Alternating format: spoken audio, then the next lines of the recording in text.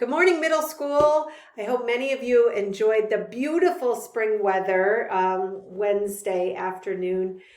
This time of year, and especially this year, I remember a favorite little ditty by British poet and artist William Blake, who did much of his writing in the 18th century. It's called Spring, and it starts, "Sound the flute, now it's mute. Birds delight day and night, nightingale in the dale, lark in sky, merrily, merrily, merrily to welcome in the year." And one of the reasons I keep thinking of it this year is on our Google Meets, sometimes someone will say, "Now you're mute, now it's mute."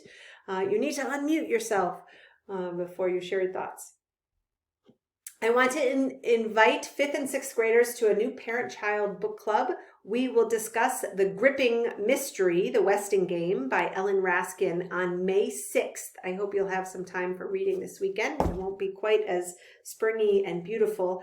And then 7th and 8th graders, I invite you and your folks to read Life of Pi together by Jan Martel. It is an allegory full of kind of an exploration of faith and spirituality and what it means to be alive.